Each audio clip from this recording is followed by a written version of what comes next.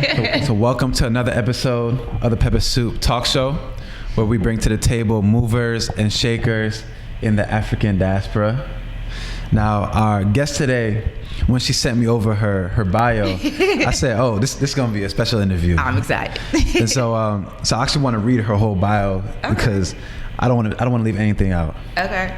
And so you're gonna have to help me with your last name. Okay. But Inez Chimhangariso is an avid adventurer, wife, mother, and travel coach with years of experience planning group travel and a lifetime of experience tripping. To Inez, tripping is audacious, judgment-free exploration that challenges your comfort zone and unearths new facets of your being. Known as International Inez, she loves immersing herself into new Pan-African cultures and has visited over 15 countries across 5 continents. She's the founder of It's Deeper Than Travel, a company that has disrupted the narrative on international service trips by inserting Black travelers into Black destinations to travel, serve, and learn. The vision of It's Deeper Than Travel is to be a champion in the story of how Pan-Africans experience each other, and Inez has brought that vision to life by hosting events and group travel experiences that combine personal growth, exploration, ancestral discovery, and adventure in South America, the Caribbean, Africa, the United States, and Canada. Inez was awarded 2018 Entrepreneur of the Year by the African and Caribbean Business Council of Philadelphia, served on the Mayor's Commission on African and Caribbean Immigrant Affairs, was nominated for the International Community Service Award given by the Young Caribbean Professional Network of Philadelphia, and has been featured in Rolling Out Online Magazine, BlackCelebrityGiving.com, Applause Africa Online Magazine, Heart of the City Radio, and both The Lounge and The Source on WURD 900 AM. Now, as a travel coach, Inez helps Black women find the money, find the time, create the plan, and execute the key strategies to add more travel to their life and make their dreams of Black travel a reality. She believes her life's purpose is helping more Black people visit more Black countries to connect with the diaspora as a vehicle for connecting more deeply with themselves. And so we are very excited for our conversation with Inez today, talk about her experiences as a world traveler, the tips and the knowledge that she has to share about her different experiences, and also just her thoughts and perspective around traveling across the diaspora and the importance of Black people traveling. Mm-hmm. And so with all that said, we'd like to welcome you to Pepper Soup Talk. Thank you. I'm excited to be here. Yeah. This is my very first podcast interview. I'm like nervous, but I'm also excited. Okay. I'm like, of all places to be, I would love to be at the Pepper Soup table. Oh man. You know what I'm saying? Like, because I felt when we met, I felt the connection and the purpose of what you were doing here. So I was like, it makes sense. Definitely, yeah. But when you and I met at the P4 Hub pre-grand opening, which we may have mentioned it once before on the show, but the P4 Hub is a hub for Black and Brown professionals, started by Suleiman Rahman, that recently opened up in Germantown, Philadelphia, and when we met, I felt very similarly too. Like it just seemed like we were very in alignment with the things that organizations are doing, and so this conversation that we've all been looking forward to. Toby, Paul, and Sekou. They've both very familiar with your work now. So we're excited to have this convo. Me too. So jumping right into it, can you tell us a little bit about your background and kind of where you're from?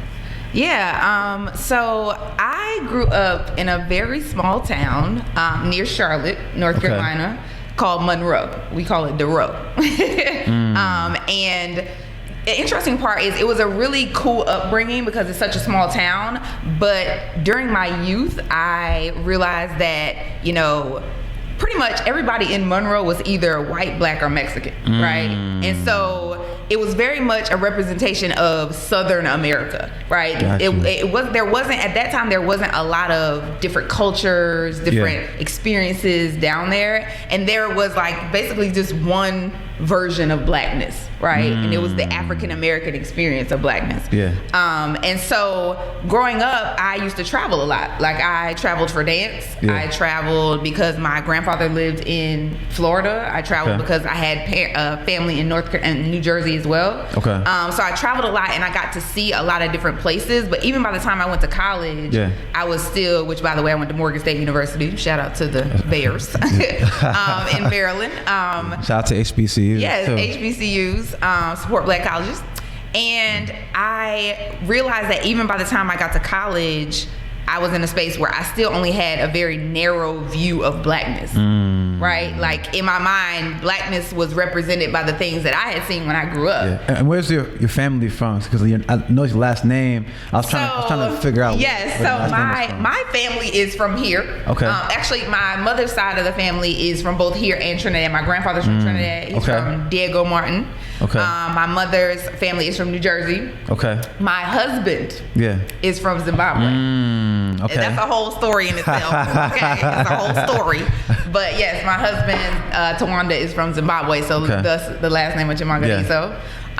So yeah, like it was just kind of like going to a black college, you see the different versions of blackness, right? You have the African crowd, you have the Caribbean crowd, you have the black Muslims, you have the black Christians, you have the black atheists. Like it was everybody had their group. It's so many different. You have the sorority. Like you have so many different types of blackness to see, and that really like piqued my interest to see like how much more of this can I digest? Like how much more can I learn about what it is to be black globally, right? As opposed to just as an African American.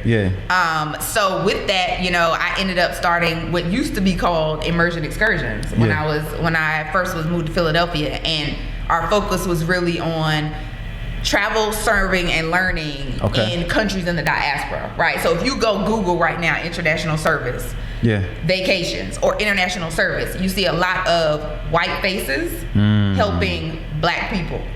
Right. So you see, Mary Sue and Sarah giving back in the countries where the people look like us. Right. And so for me, it was like, it's very important to me to be able to take more black faces to these places. Because just the exchange becomes very different. We have so many shared experiences being black and brown in the world. So I started doing that. I did that for about 5 years. And then I ended up changing our name to It's Deeper Than Travel because I realized that when black people go to black countries, it's way deeper. It's way deeper of an experience, right? There is personal development that comes from it. There is ancestral connection that comes from it.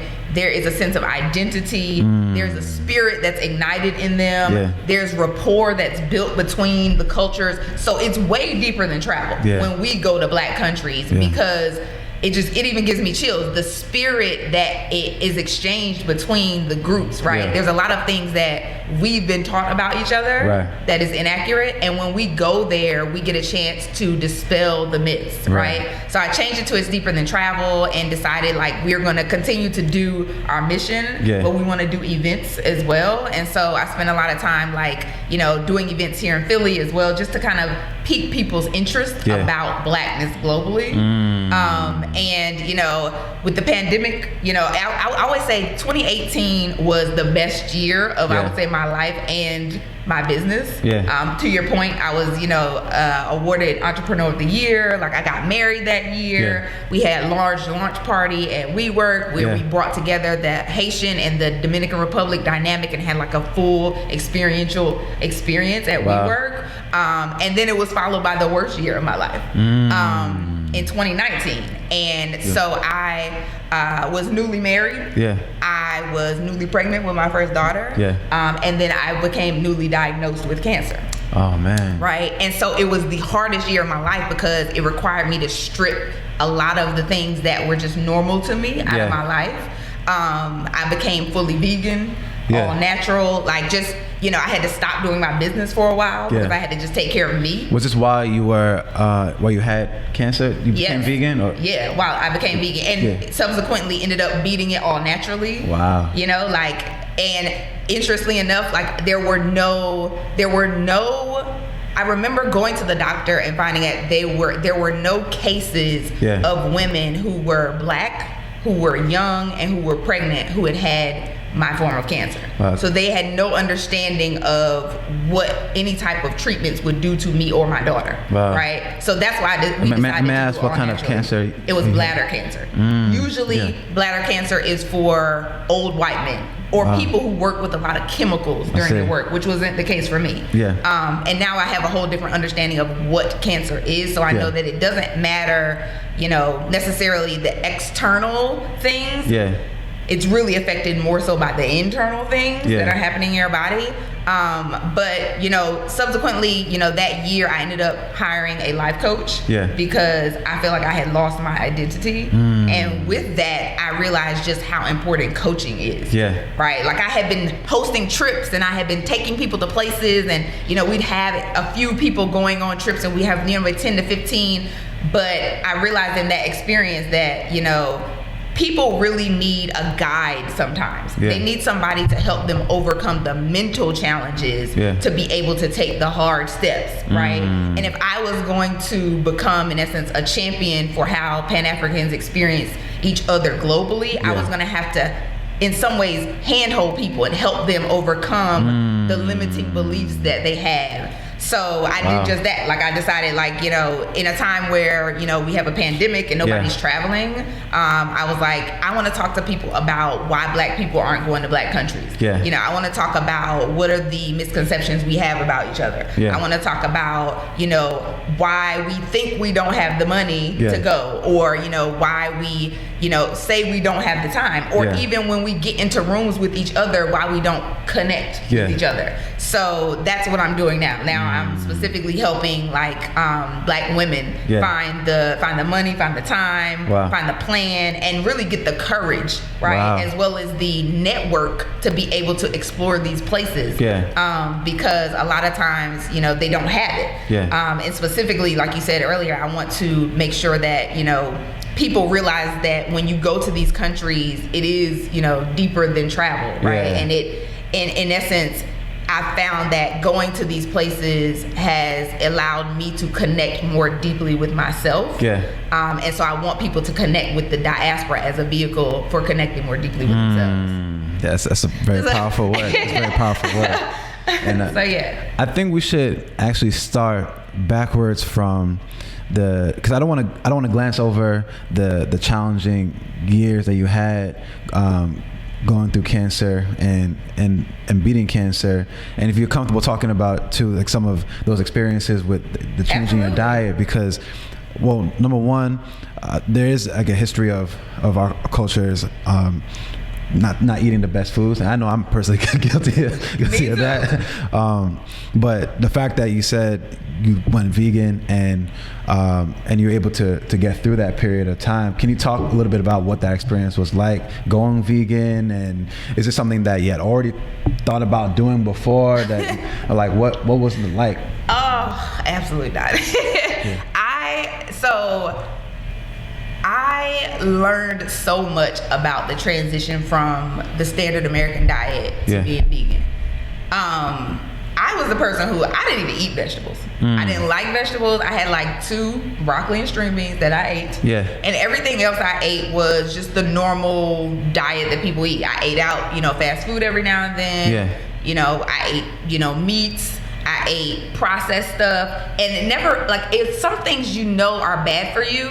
So it's I'm gonna eat a little less than them. But when I transitioned to completely organic vegan, I realized just how many things that I thought were good for me were actually bad for me, right? And so the transition happened because I decided that, as opposed to risking my daughter's life, I would find an herbalist. And I also found a naturopathic doctor. And so I went to them, both Black. I went to them and they were kind of like, you don't have to, and this is something that I want to share with Black people globally.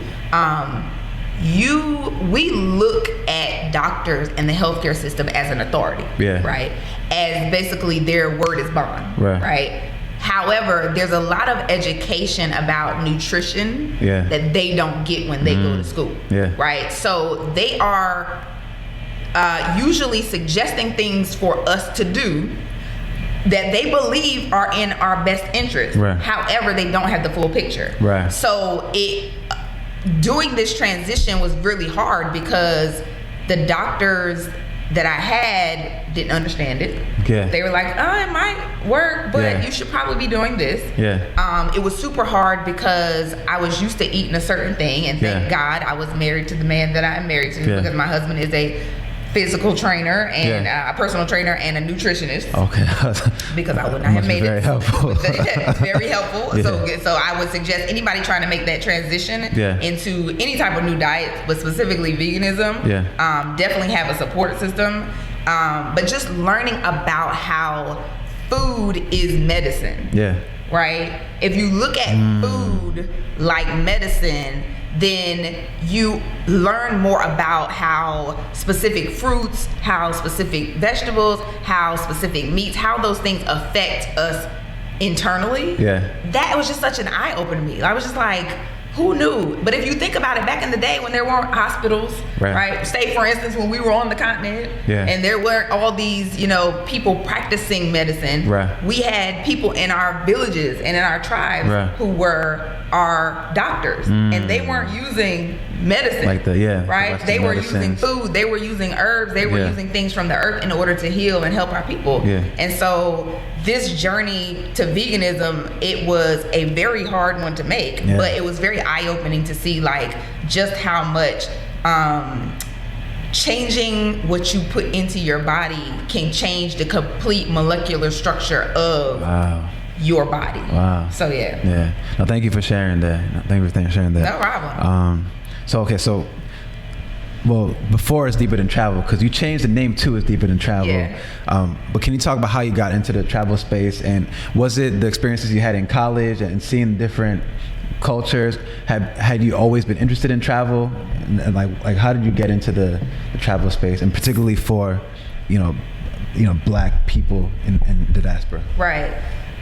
So I've always traveled, but it didn't hit me until I got into travel how much I traveled when I was younger. Right. So being that my family was from Jersey, but I was raised in North Carolina, every summer we were on the road, 12 hours, like in the car. Right. So, and with doing that, I was uprooted from the dirty South, right, to the Northeast, right? And through that, I was forced to figure out how to exist in a completely new environment. Yeah. Right. My cousins who grew up in Jersey were completely different from me. Right. They were a different kind of Blackness. Right. And so I was learning that, not realizing that I was learning that. Right. So even when I took dance and we used to travel for competitions, and we would go from place to place, and I would have to figure out, what is the norms here? What are the cultural norms here? How do people speak differently here, right? My grandfather is from Trinidad, so we would go to Florida, to Tampa, and there's a whole community of Caribbeans down there, and he's a musician, right? So I would be at parties with him and learning the dance. I remember my grandmother teaching me how to whine when I was younger, and just be like, is this appropriate? Like, but like having to learn those things kind of put the travel bug in my spirit.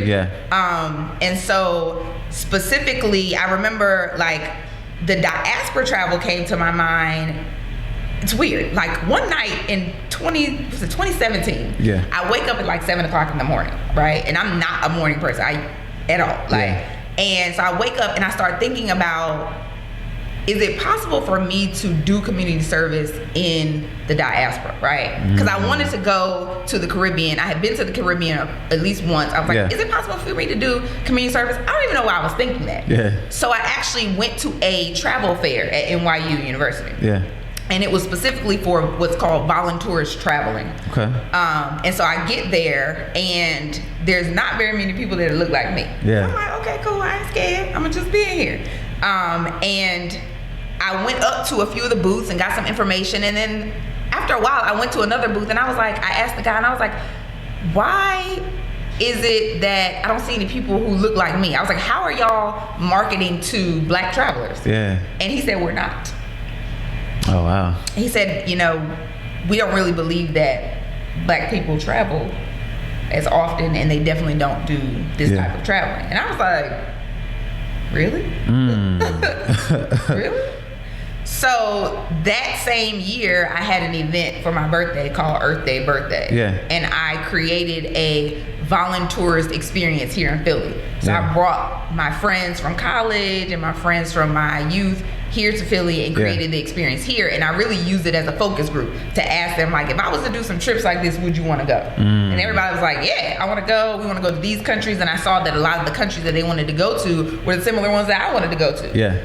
So I was like, let's do it. So that's what it was. My original company was called Immersion Excursions. Okay. Right. And it was really because I wanted people to be immersed into the communities that we went to at a deeper level and be able to connect with people more than just through the excursions that they were doing, but really on a one-to-one level. And so that's why we added, and we wanted to do the community service piece, because when you are working together and building something together with somebody, there's a connection that's built that's deeper. So that's how I got into it initially. Okay. And it seems like you had a real pull towards that service aspect to it, like with the volunteers. And you mentioned that you saw nobody who looked like you either. And I'm sure that gave you a sense of like, this, something's off here. Right. Like, where are my people at? And it's true, because you do hear this. I mean, I remember growing up, it's always hear, like when I think about a lot of people who would travel to certain countries on the continent for service, it was usually white friends, actually. So like specifically when it came to service too. So it is very important that people who look like us know that these opportunities exist, and to shift, you know, the narrative of how we even look at the continent too. Just want to talk about the name shift real quick to It's Deeper Than Travel. Was there a certain experience in any events that make you, I guess, have a deeper connection, or some kind of epiphany that caused the name change? I think that, so I changed the name in 2017, and I met my now husband in 2016, right? And so I think it was two experiences. One was my first time to Ghana, and the other was my first time to South Africa. And Ghana, the experience that I had my first time in Ghana was so, I don't even know how to explain it. It was just like soul catching. As an African American, I always suggest when people go to the continent for the first time to go to Ghana. And not because it's my favorite country, but because there's so much history there that we need to know about. Right? Our understanding of who we are as a people is very much after the boats arrived in America. Right? And when you go to Ghana, you get a real understanding of what happened before they left, right? And who our ancestors were before they were enslaved, right? And there's so much power to that. The other thing was, when I went to Ghana, the first time I went to Ghana, I had never seen so many black people on billboards, right? Being a black American, we have always been the minority, right? And if you look at media, we're just now in a place where you see black people in our media. On billboards, on commercials, in magazines. That was not the case when I was growing up. So to go there and see people who look like me all over the media. They were on the news, they were on the billboards, they were just everywhere. And it was like, to be somewhere where you don't feel like you're the minority, right? You feel like, wait a minute, we're supposed to be here. So that experience really transformed me. And to see that all of the things that I thought about Africa, based on the media or the conversations that we as African Americans have, were just so skewed. Right? Like I tell people now, a city is a city is a city. So when I was in Accra, I did both Accra and Kumasi, right? So when I was in Accra, I got to be with the Afropolitans in Accra. I got to be in the hood in Accra. Yeah. I got to be in the rural area in Accra. Yeah. I was with all the different groups of Ghanaians, right? And so that one lens of poverty or disease or violence or whatever is so skewed. Yeah. Because if you think about it, we have those same issues here in America. It's so different. Like we actually probably have more issues than they do here with regard to violence and gun violence. So it was just like a veil was lifted. It felt like a veil was lifted, right? Yeah. And so then a few years later, I went to South Africa. Okay. And of course, being American, you hear more about South Africa, right? Just because of Nelson Mandela and those type of things. And it was just like, I got a chance to see Johannesburg, and I got a chance to see Cape Town, and I got a chance to see Durban. Okay. And to see just how dope Black people are globally was like, woo, like their fashion was amazing. And they made it, right? Like their music was amazing, right? Their food was amazing. Like it was just like, I was going to parties or networking events there that looked like or even better than the ones here, right? It was just like, these are my people, and there are so many people who are there who look like me and are doing the things that I do. There are business owners, right? There are, the college grads, there are the professionals. It was just so many different lenses that I got to see in South Africa, and it was just like, this is so amazing. Like I got again to go to the tribe area, but I also got a chance to go to, I went there for the Essence Festival, the very first time they had Essence in Africa. Wait, Essence Festival wasn't the first time? Was in No, it was the first time that they were having the festival in Africa. They usually have it in New Orleans. Right. But that year they had it in Durban. I didn't know that. I didn't know that. Yeah. So I went to go to that. Well, actually, I went as a part of a group trip, but I went and ended up going to that. So just to see, like, it's so cool to see that it's all a lie. Expand on that, like when you say it's all a lie. So I feel like what we have been told about our brethren and what they have been told about us is very much a lie on purpose. Right? If you take somebody from their people and their home, and you're taking them to a new place, and you're trying to get them to you're trying to oppress them. One of the main things you would do is not let them know who they really are. You would try to destroy their image of themselves, but you would also try to destroy the image that they have of their home, because you don't want them to go back. Right? And so I feel like the lies, the things that we have been told about the diaspora, right, in general, have been on purpose so that we don't want to go home. Right? And so when you go and the veil is that it's like, I should have been here. Like, I should have been here a long time ago. And it makes you really want to connect when you get back with the people who are here. So I feel like it was that was some of the transformation that happened. And when that happened, I realized that I remember sitting on my couch and I made the name change, and I was like, what do I want to change the name to? Like, I don't know. I feel like Emerging Excursions isn't it. It's just something, it's way deeper than travel. And I was like, this came to you. It's deeper than travel. Right. When you talked about how your experience going to Ghana for that first time, you said it was soul snatching.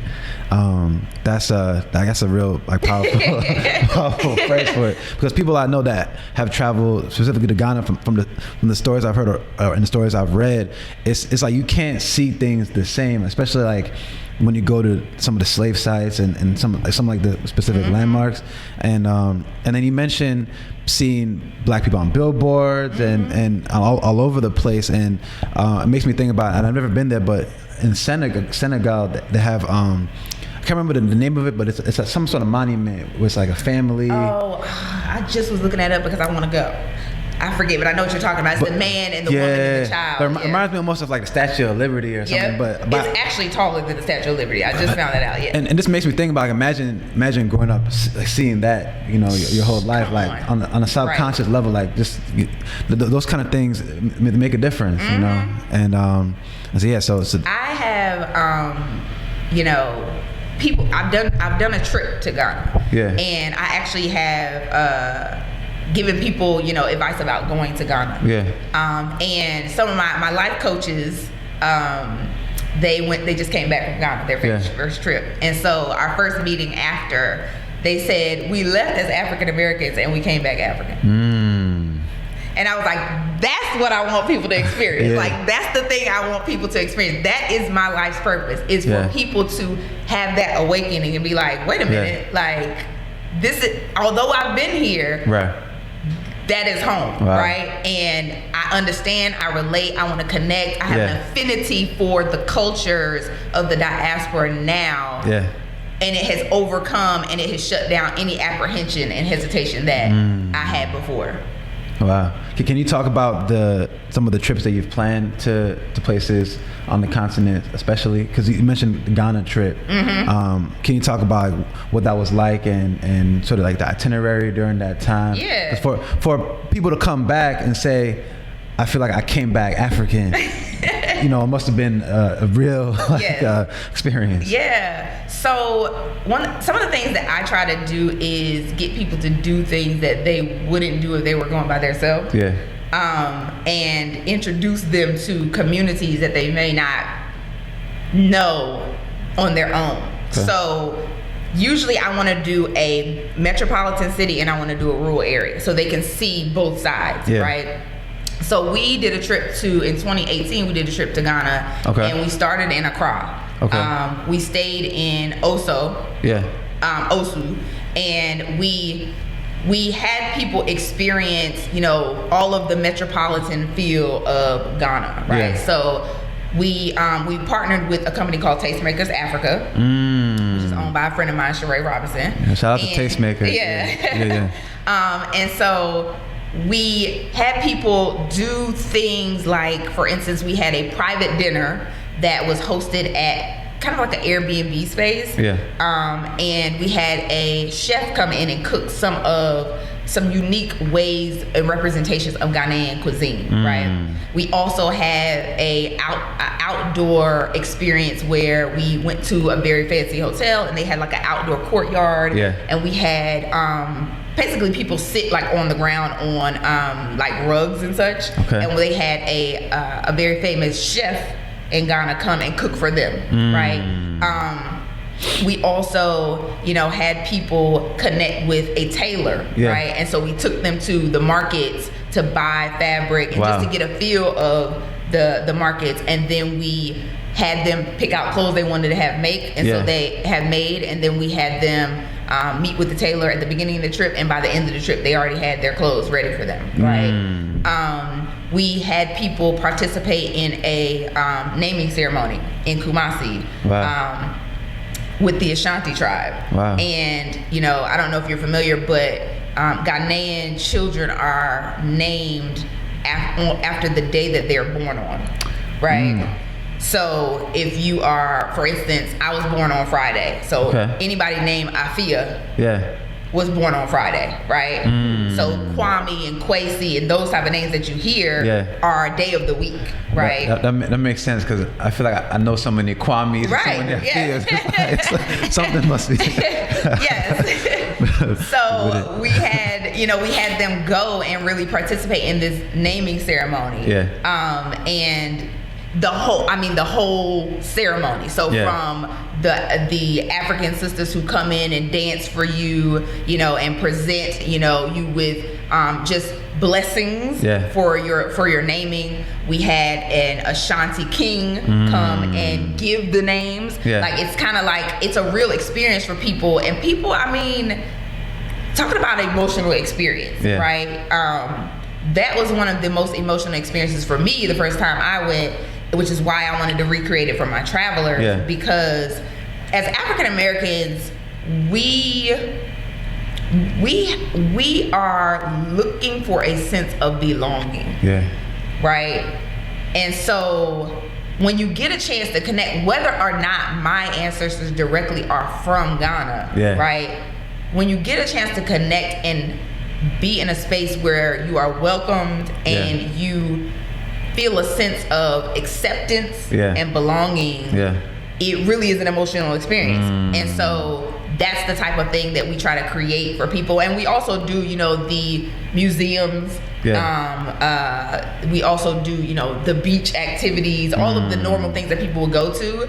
But, you know, for instance, one of the things that we did for them, I did a surprise event at a co-working space in Kumasi. And it was with professionals that were similar to the ones on my trip. And so we went there and we did a workshop on storytelling. Okay. So we had a presenter from Ghana come in and talk about how can you tell your story, right? Because a lot of times we as Pan-Africans don't share our stories. Yeah. And because we don't share our stories, we don't realize that we are way more alike than we are different, right? And so we did the workshop on storytelling, and then we had people get into groups. Yeah. To get to know each other and share their stories. And then we had the group decide who from your group is going to be the storyteller to present their story. Like which one, who has the best story. Yeah. So we had some people who were from our trip share their story. Yeah. We had some people who were from, you know, the co-working space share their story. So it was like one of the dopest experiences for them. Yeah. How did the partnership with Tastemakers come about? Because I remember, so I learned about Tastemakers last year during the pandemic because they had these conferences that they did, these virtual conferences, and then and what they've been doing is very dope as well. How did that partnership come about? So Morgan State. Okay. Sheree, who is the founder of Tastemakers, is actually my closest friend. Oh, wow. One of my closest friends.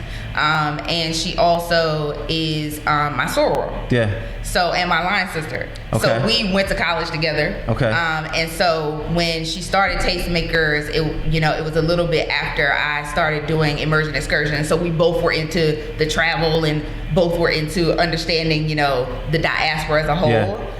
And my first time on the continent was with her in Equatorial Guinea in 2012. Oh, wow. And then my first time in Ghana was with her. Wow. So when I decided that I wanted to do a trip to Ghana, I was like, I got to do it with her, right? Wow. Because, you know, she started, you know, a lot of the work that she was doing with Tastemakers in Ghana. So, you know, she really had her hands into the thread, which is what the conferences were called. Right.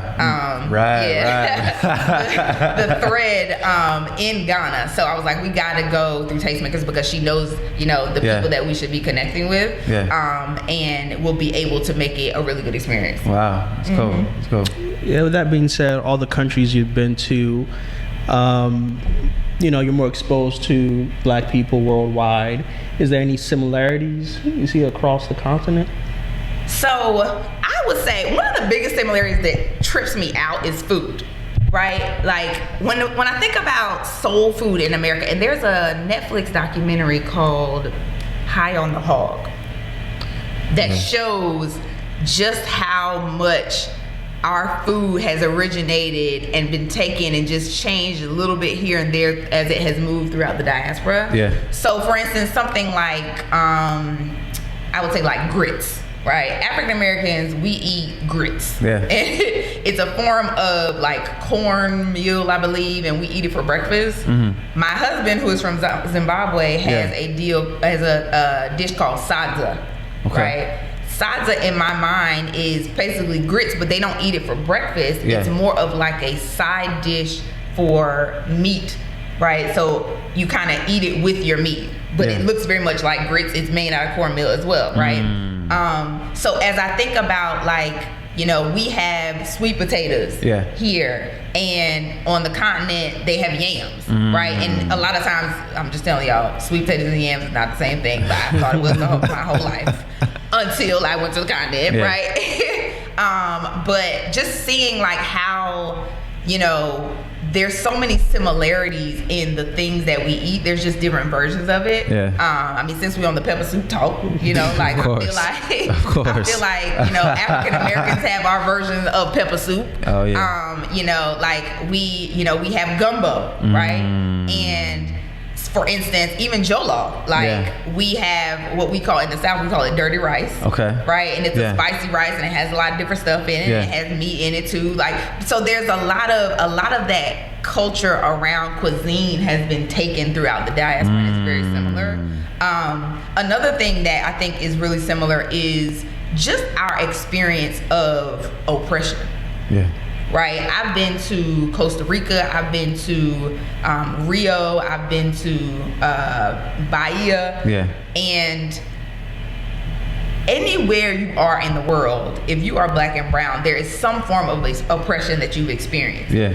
And with that comes a understanding of knowing how to not only to survive, but to be resilient. Right?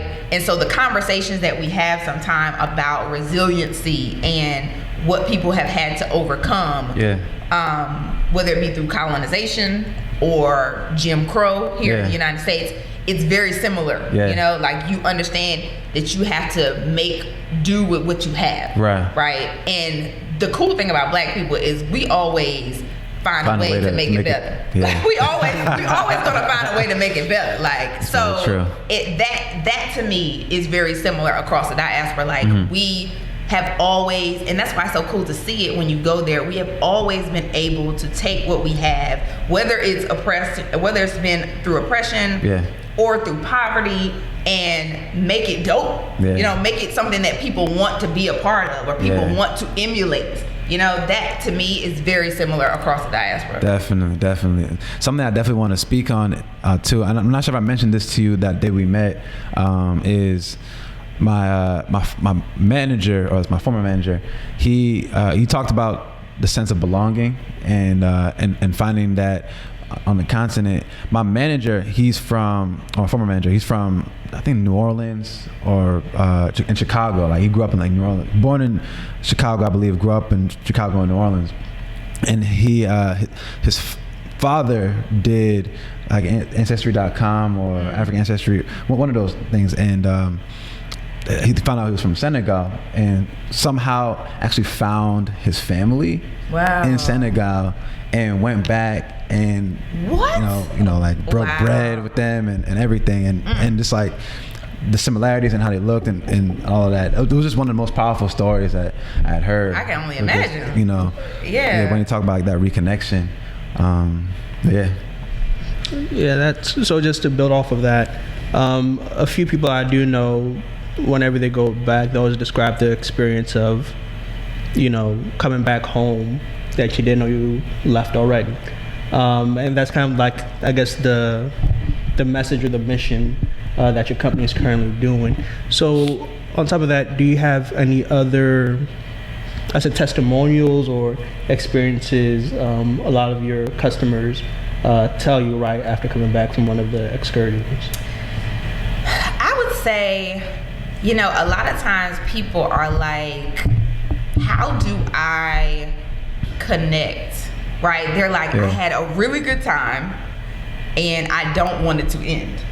Right? So now I'm back home in ABC City in the United States.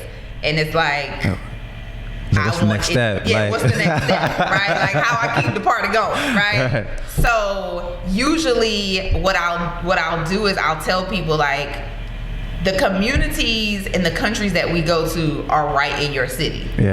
You know, like there is a Ghanaian community in Philly. Right. There is a Nigerian community in Philly. Right. There are Trinidadians, there are Jamaicans. Like find them and connect. Right. Get involved. Right. Usually that is one of the biggest things people, you know, want to do. Is before they left, they were very much in a very siloed group. Right? And then when they get back, they're like, we're the people, because those are my people. So clearly the people here are my people as well. You know? So that's one of the biggest things. I would say another thing that people share from a testimonial perspective is whenever we're doing community service, right? Yeah. A lot of times, sometimes we're in countries where we don't speak the language, right? And so, for instance, I'll say my very first trip I did was to the Dominican Republic. Okay. And we worked with a organization there called the Mariposa Foundation. Yeah. And they help young girls there who have to leave school in order to take care of their family. Yeah. They created a school that they could go to during times that were outside of school hours, right? So they can help their family and then kind of go to school later, Yeah. right? But they teach them life skills, they teach them regular skills. So we helped to renovate the school while we were there. And so of course they speak Spanish. Yeah. I probably spoke this much Spanish. Yeah. We had one girl on our trip who was fluent, and that was about it. And Yeah. everybody else spoke English. But working with the girls, there was a sense of connection that came even though we didn't speak the same language, right? We were able to renovate the whole school. Wow. We were able to connect so much so that they invited us to their homes. Yeah. Right? And we ended up, and one thing I always tell my travelers, and I try to get them to do, is kind of understand the dynamic, but go with the flow. Right? So we got invited to go to somebody's home. It's a group of us, it's like 10 of us. Let's go. Right. Right? They went out of their way to invite us. So we ended up going to someone's home. We don't speak the same language, but we're eating together. We're finding a way to somehow communicate. Right? Even through that process, usually the testimony is like, I can't believe that we were able to connect even though we couldn't speak to each other. Right? That has happened in Brazil where they speak Portuguese. Yeah. Right? So, and even, when I went to Costa Rica, there's still the language barrier, but we know who we are, you know, we know our people when we see them. So there's ways to get around it. So people are usually like surprised, like, I can't believe it, but it was so transforming. It was so, cool to be able to connect with them, even if I couldn't speak the language. Definitely. And now going into, so I know you went through your challenges, and after started It's Deeper Than Travel, there was, you went through some stuff. Now, following that, the pandemic came, right? Yes. So how did the pandemic shift maybe what you had planned in your head for the company? And I know you said you started coaching and went in that direction. Can you talk a little bit about the pandemic, how that's impacted your thinking, and then sort of what you've been getting into with the coaching? Yeah. So the pandemic was probably one of the scariest things ever for anybody who owns a travel company, right? Because it's like, not only are we shut down, but it's almost like, are we ever going to go outside of our country again, right? Even if they open up Philly, are people going to be getting on planes, right? And so it was kind of hard for me. Well, it definitely was hard for me because, one, I'm used to being on the road, right? So to have to be not only in Philly but in the house all the time was just like, it felt very much uncomfortable. So I was kind of like, how do I do what I've been doing in the house? This is what I'm asking myself. So I'm like, other people are also asking themselves this question. How do I experience the diaspora in the house, right? And so we were asking ourselves that question too, because at the time we were an events company. Like that was that's all we did, just straight events. So that's actually part of how the Pepper Soup Talk even came about. Okay. So I'm doing all trips. asking ourselves that we're question. doing events. And it's like, wait a minute, we're not doing anything. So my business partner, Janie, and I, we were just like, how do we keep people connected? So one of the things, we had planned to do a trip to Haiti and DR. Right? Because usually, some people don't even realize Haiti and DR are on the same island. Right? And there's such a stark difference between the two that we wanted to be able to show people the difference in the same trip. So we were planning to do a trip, so of course the trip canceled. Okay. And what period of time, was this? Like timeline? Was this like March when it's supposed to be the beginning of the year? Okay, okay. And so we're talking 2020, like 2020. 2020. Yeah. And the problem was, so we were like, let's figure out if we can have some sort of way to connect people and keep the party going. And we decided to do game parties. Okay. So I'm a huge game party lover. Yeah. And so is one of my closest friends, Alyssa, and Journey or Eve is as well. So we started having like the game party for the diaspora. And so we were taking every Friday. Initially it was like every Friday. Then we started doing once a month because we were like, this is a lot of work. Yeah. So, because what we were doing was we were taking regular games. So for instance, are you familiar with Taboo? Oh yeah. So we were taking games like Taboo and making them very much Pan-African, right? So think about, for instance, if you're trying to get somebody to say Jollof, but you can't use certain words, right? Or you're trying to get somebody to say, Afro Puff. Right. Like, what words are you going to use to try to get somebody to say Afro Puff, right? So we made it very much like African American, and Caribbean focused, like the terms, the topics, all of the things. And people loved it. Like we did. I don't know if you're familiar with the game or a TV show called Beat Shazam. Nah, I'm not. So basically, it's a show where they play a snippet of a song, and you have to guess the song, right? And so we were doing that with Afrobeat songs. We were doing that with soca songs. We were doing that with hip hop. So we did that for some time, and it was just a lot of fun to kind of bring people together. We ended up creating a whole community of people who were joining from all over the country in order to do basically the game party for the culture. And so as a part of that, I realized just how much,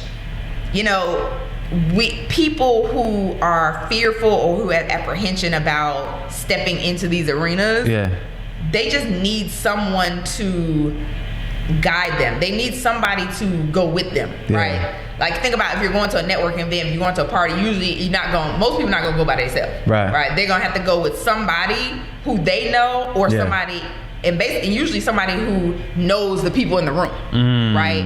And so I was like, it's very easy for me. Like it has always been an easy thing for me to connect with people regardless of where they're from. And it also has been very easy for me to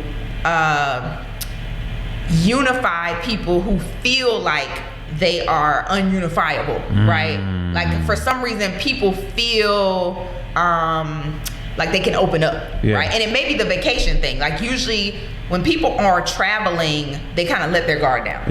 And so I feel like one of my gifts is to help people let their guard down, whether it's through travel or through events. And so I started thinking I can help people do that. And if they were to just let their guard down a bit, they would be way more interested in going to the countries and meeting the people and going to the events and attending the thread and joining the Facebook groups and just doing the things. So that's how I ended up moving into travel coaching, which wasn't even a term. Like I was Googling travel coaching, like one person I found, I was like, is this a thing? And I was like, I wanted to marry like the mindset piece with the actual strategies. Because a lot of people who are, if you're a travel agent, right, you are booking trips for people, right? So that doesn't require that doesn't require the person who's going to learn the skill, right? If you're a travel consultant, you may be helping them build their itinerary for them. And maybe kind of showing them a bit about, how they could book it themselves. But as a coach, my job is to first get them in the right mindset, help them to remove their limiting beliefs about where they can and can't go, or why they can and can't go there, right? Help them to really dive into their story in their head around money, right? As well as help them to remove what I call their gremlin. So the inner critic, the voice inside your head that says, you know, I'm gonna come to the Pepper Soup Talk and that they gonna, you know, they're not gonna accept me, and, you know, I don't really know, and that type of thing. Or I'm gonna go to one of your events and I don't really know Africans like that, and I've heard certain things. All of that is in their head. Like help them to remove all of those things so that they can step into their power for these experiences, and then also teach them the strategies and the tips and the things that I do in order to make travel happen. And I think that's one of the biggest differences that I bring as a coach into the travel space, specifically in the Black travel space. Like I always say, I'm trying to help people make their dreams of Black travel a reality. Right? Because a lot of people are watching, whether it's TV, whether it's Netflix, and they're seeing other people experience the life that they want to, or they're on Instagram and they're watching their favorite travel influencer do the things, but they have a bit of imposter syndrome about whether or not they could actually be in, you know, say country, right? Can they be in Senegal? Can they be in Costa Rica? Can they be in Jamaica? And so my job is to help them realize you can be there, and you definitely want to go, because it's gonna be dope. So that's very powerful and very much needed. And that purpose you have, not even as just a travel coach, but as a coach in general, because you mentioned it's not even necessarily only if you're traveling, it could be just going into a new space or going into spaces where people are different than you. That's something that's very much needed. So as a travel coach, are people typically coming to you, or do you meet them in a particular type of space and then it leads into that conversation of travel? Because if you're saying that they typically have maybe some limiting beliefs and fears around it, is it that they get past that early hurdle of I want to travel or I want to go to a certain place, and then they don't get past that? Or like how do you typically meet your customers? So usually, I started meeting people on Instagram, right? And I was doing lives every week during the pandemic. It was called Ish Black People Should Know. And I was talking about basically addressing some of the things that I know people are thinking, right? So usually if you are somebody who would be my client, you're probably thinking, is it safe for me to travel the diaspora by myself? Right? You probably are also thinking, how do I, potentially even during the pandemic, how do I connect with the diaspora without booking a flight, right?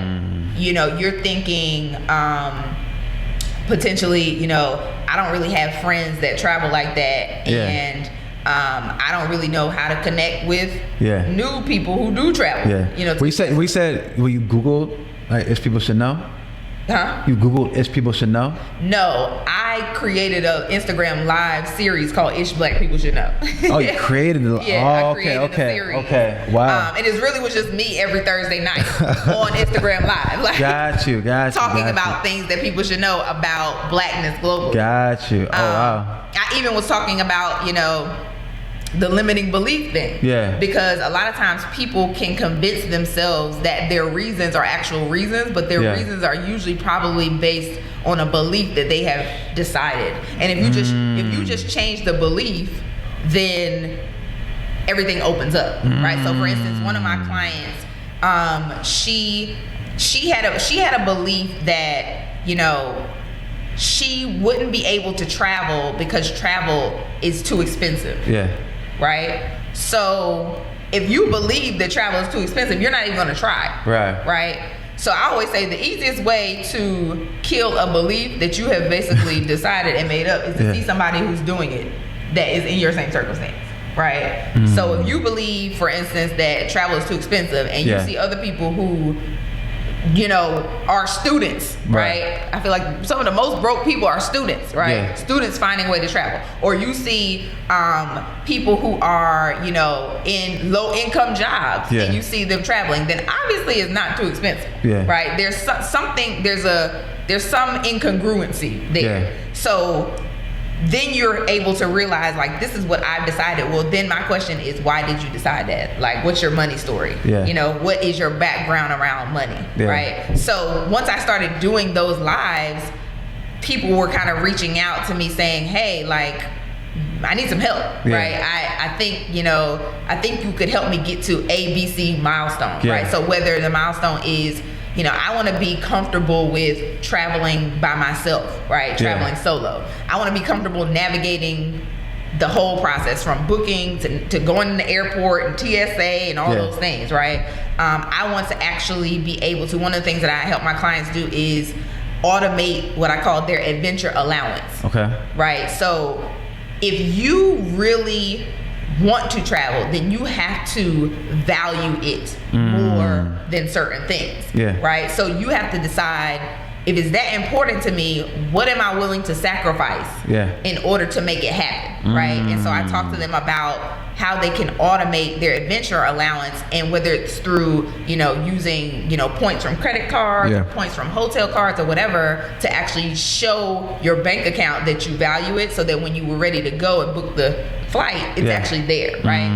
So that's how they were finding me initially. I just started a YouTube channel as well under International Inez. I'm an International Inez on YouTube and on Instagram and on Facebook. And I'm doing the same thing there. Because I feel like, I spend all of my time on YouTube. I just spend all my time there.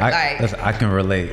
A significant portion of my life is spent on YouTube. It's just on YouTube. And I may have learned more on YouTube also than anywhere else. What? Yeah. Why do I have these degrees? YouTube University is a real thing. It's a real thing. Yeah. And so I was like, I'm always searching for new information, to your point, on YouTube.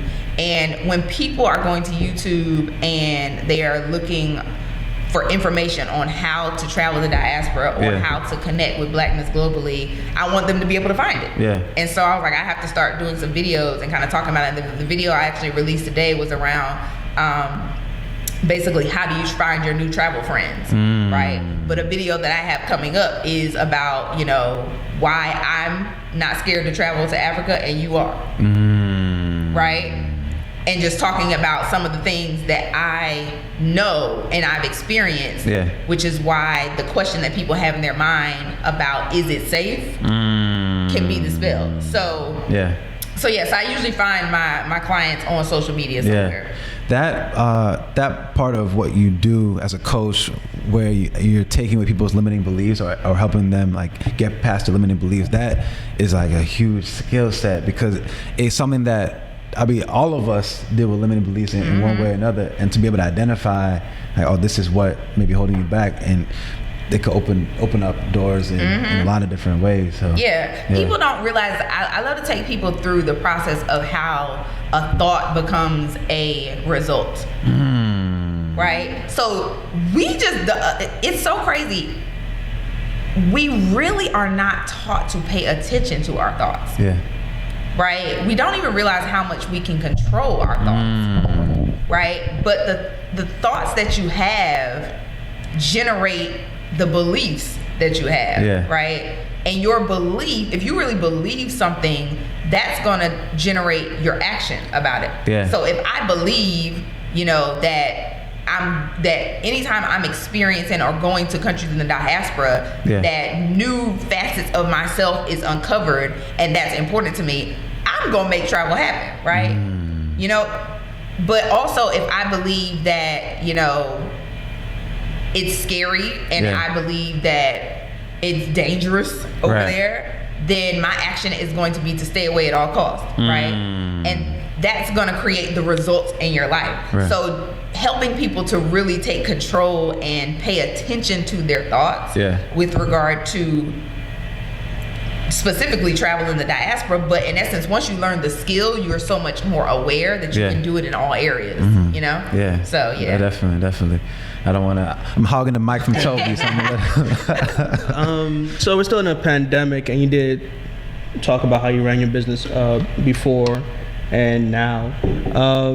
Now that we're, I guess a year and a half into the pandemic, is there any new projects coming down the pipeline? So, I'm not sure if we're gonna go back to trips yet. Just because, not because I don't want to, because I would love to.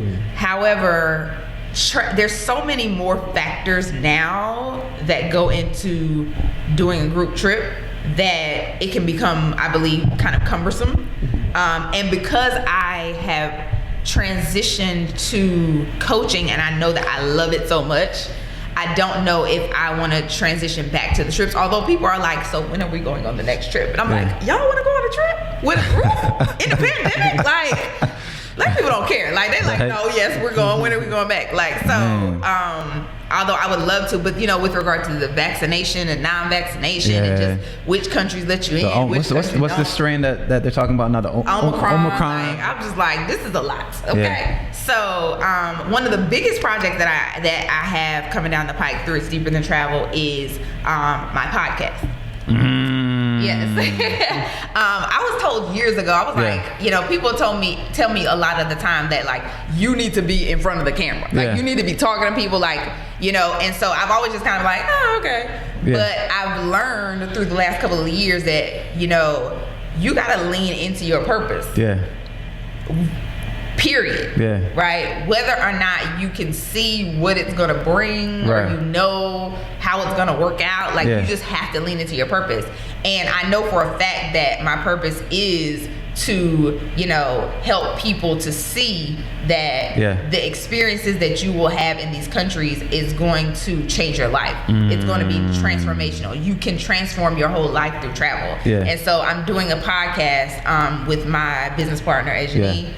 The podcast is going to be called It's Deeper Than Travel. Okay. And we are going to be specifically bringing on people to share their stories. Yeah. Right? So like we talked about earlier, the workshop we did in Ghana around telling your story. Yeah. And I want people to hear, I want people who are considering going to the countries in the diaspora to hear other people's experience. Right? Yeah. Because again, there's a lot of lies that have been told with regard to what's going to happen when you go, right? And so, or just how it is when you get there. And so we want to specifically talk to people who are, you know, champions for this type of travel and ask them why, like what was their experience when they went to A, B, and C country? Who did they meet? What did they feel? What did they see? You know, how were they received? I want to hear the stories.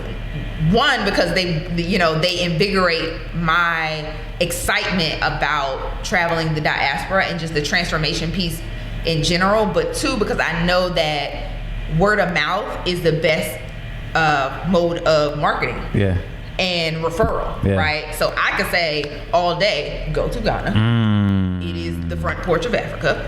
Go, go. But what's really going to get people to go is hearing a plethora of people say the same thing. Right. So that's what our podcast It's Deeper Than Travel is going to be about. It's going to be about people sharing their stories of their experiences, specifically in the diaspora. I think what's really great about starting a podcast around what you do is that we already see a lot of imagery now.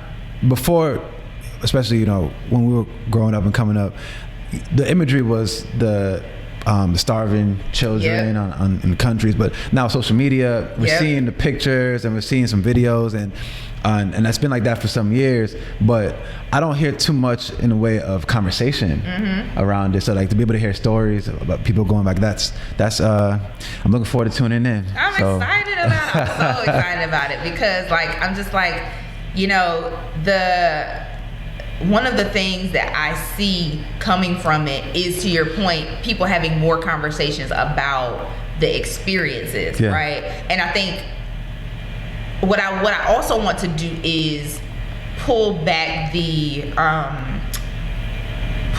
need for people to be an influencer to have these experiences, right? Yeah. Like I want people to know that there are people who went on my trips who are just normal people who don't, you know, do travel all the time, right? They, you know, their life isn't travel, but they went, right? And they had the experience of their lives and it transformed them, right? And you don't have to be someone in the travel space to do it. You don't, and it doesn't have to, it doesn't even have to be super flashy, right? it's just a matter of, you know, taking the next step, the next best step, and making it happen. So I want to bring on, you know, the people who've gone with us, and I want to bring on some of the other people that I just admire in the industry and see, what are some of the experiences they've had in the countries too. Yeah, that's cool. Toby? So here's one of the questions we really ask a lot of our guests before we round up. So within 5 years, where do you see your business going? So it's interesting. I think definitely what I want to do is I want to find a way to make sure that our podcast is like one of the top Black travel podcasts, because people need to hear those stories. And I want to specifically make sure that our sponsorship is Black owned businesses, right? Because keeping the Black dollar in the Black businesses is really important to me as well. And so I want to grow that base. With my coaching, you know, I really want to help thousands of Black women make their dreams of Black travel a reality. Because now I also have more people who are having those experiences and sharing those stories, and you know, it just becomes a movement, right? My vision is to be a champion in the story of how Pan-Africans experience each other globally, right? And so when people talk about, you know, how they were able to connect, or how they were able to work together, or why they patronize a certain business, I want It's Deeper Than Travel, I want International Inez to come up, right? And say, you know, I never thought about going to A, B, or C, but I heard on this Deeper Than Travel podcast, and then I connected, and I ended up in this place. You know, that's what I want to see in the next 5 years. So I see that for my business.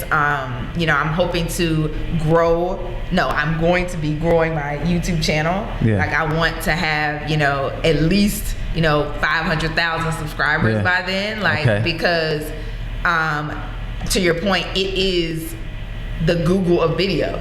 Right? And that is the way people are consuming content today. And so if I'm getting the word out, and I'm, you know, doing it in a manner that makes sense and is valuable to people, then I want to be able to have people subscribing and also championing and sharing the information that I'm sharing as well. So those are some of the things that I want to see in the next 5 years.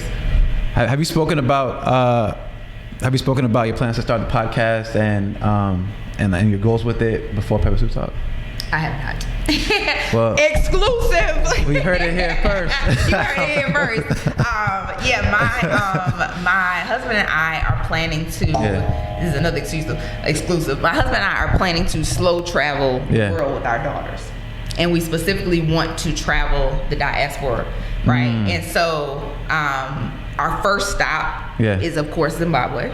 Because that's where he's from. And so, what we want to do is, as a part of the podcast, be able to bring on people, right, in the countries that we visit, to talk about their experiences as well, so that it's not so heavily African American skewed, right? I want to hear about, you know, how Zimbabweans are experiencing the diaspora, right? I want to hear, you know, how South Africans and how people from Tanzania, you know, if you've gone to other countries, what was your experience, right? So that's actually going to be a part of it as well. I can only imagine also the community, the kind of community that can come out of that when people hear of all these different kinds of experiences, and that's very exciting to know that's in the pipeline. I'm excited. So, thank you for everyone who's been tuning in with us. We're here with Inez, talking about It's Deeper Than Travel. If you like what you have seen, please make sure to subscribe to our channel, hit the notification button on the top right, and make sure to give us a thumbs up if you want us to keep this movement of African excellence alive. Give the thumbs up. give the thumbs up. We gotta keep this alive. No, we're gonna keep it alive. There's one last question that we want to ask you, and that question is something that we ask all our guests. if you had to talk to your younger self, let's say Inez going into college, before she learned about all these different facets of blackness and you go on your journey and the travel and all of that, what advice would you give to that younger self about everything you go through, the challenges, the ups and the downs? Like what words of wisdom would you give to that younger Inez?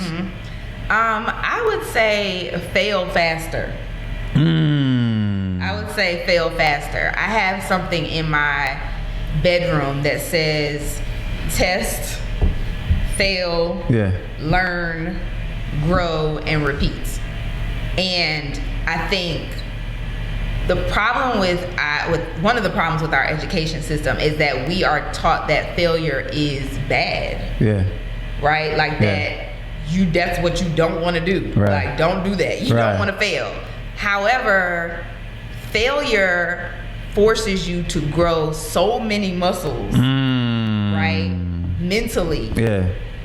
That it will allow you to live a better life. Yeah. Right? Because if you don't, sometimes people will avoid some of the things that are going to make their lives better, make them stronger, just cause them to be walking in their purpose because they don't want to fail. Yeah. So I would definitely tell myself, like, I know you've been taught that failure is not the thing. Yeah.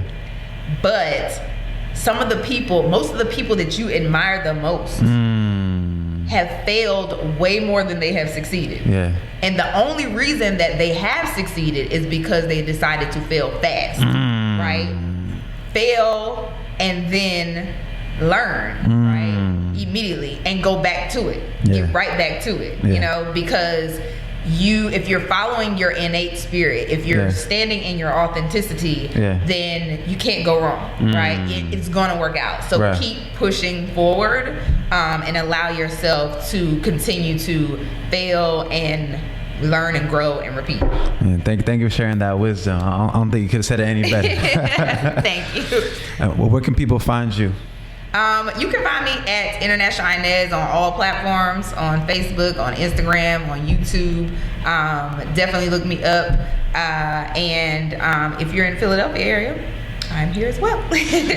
Well, thank you for being on Pepper Soup Talk. It was an honor and a pleasure to have you on our show. Thank you for having me. We're very excited to see where It's Deeper Than Travel goes and all the different avenues that you're going to take it down. And and also very excited to see how one Jollof grows with you too, because again, like when we first met, I could definitely feel that alignment in the things that we're doing. So I look forward to coming back in some years, and talking more about. Definitely excited for part 2. Yeah. All right, we'll see you next time.